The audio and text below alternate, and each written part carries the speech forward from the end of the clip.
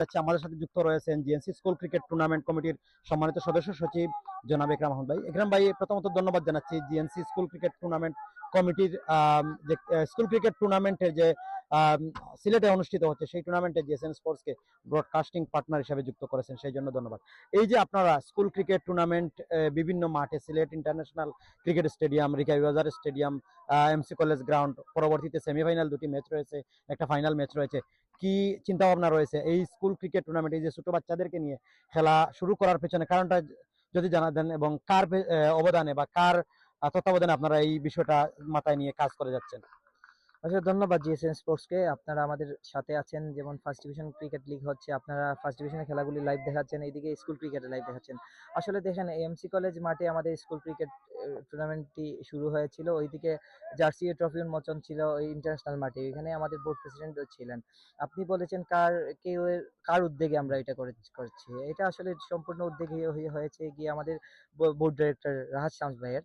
আমি সবসময় যে জায়গায় ইন্টারভিউ দিতাম বা আমার মনে আফসোস থাকতো যে ওই সিলেটে দুইটা মাঠ, ইন্টারন্যাশনাল দুইটা গ্রাউন্ড থাকার পরেই আমাদের সিলেটের বাচ্চারা খেলার কোনো সুযোগই পায় না। সবসময় স্কুল ক্রিকেট হয়তো যে এমসি কলেজ মাঠে, একটা সময় স্কুল ক্রিকেট হয়তো জেলা স্টেডিয়ামে যখন হয়তো তখন পুরো গ্যালারি দর্শকে ভরা থাকতো।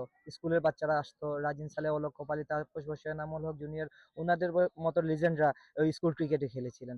আর এই পরিবেশটা আবার ফিরিয়ে আনতে আমরা অনেক চেষ্টা করছি, অনেক কাজ করছি। ইভেন আমাদের এই যে রাহাত শামস ভাই, মানে মানে বলে বোঝানো যাবে না, আমাদের প্রত্যেক দিন 2 দিন 1 দিন পর পর রাত্রে মিটিং হয় ওই টুর্নামেন্ট সাকসেস করার জন্য।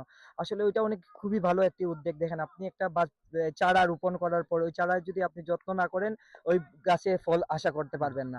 আপনি ওই বাচ্চাদেরকে ভালো ফেসিলিটি দিতে হবে, ওই বাচ্চাদেরকে ভালো জায়গায় খেলার সুযোগ করে দেবে, তখনই ভালো ক্রিকেট মানে প্লেয়াররা বের হয়ে আসবে। আপনি দেখেন, আজকে স্কুল ক্রিকেট খেলা হচ্ছে, ওইদিকে দেখেন স্কুলের বাচ্চারা বা যে স্কুল খেলছে, যে এই যে স্কুলের দর্শকরা আছে, স্কুলের ছাত্ররা আছে, এই যে আব্দুল সত্তার স্কুল, হাজি আব্দুল সত্তার স্কুলের ছাত্রছাত্রীরা এসে তাদের স্কুলকে সাপোর্ট করছে। এটা আসলে খুব অসাধারণ একটা জিনিস। সিলেট ক্রিকেটের জন্য আবার শুরু হচ্ছে, এই আগের ফিরে আসছে, এটাই আমার খুব ভালো লাগছে।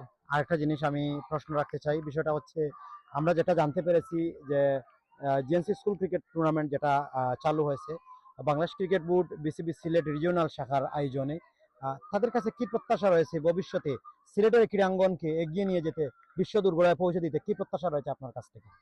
আসলে আমাদের প্রথমেই আমাদের যে ছিল, যে প্রথম রিজিওনাল যে কমিটি হয়েছে ওইখান থেকে প্রথম এই টুর্নামেন্টটি।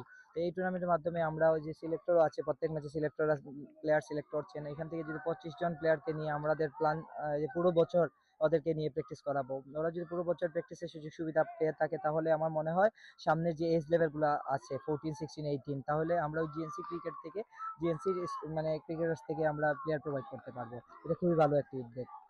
ধন্যবাদ আপনার এবং এই টুর্নামেন্টের জন্য শুভকামনা রইল। ধন্যবাদ আপনাকে। ধন্যবাদ আপনাকে।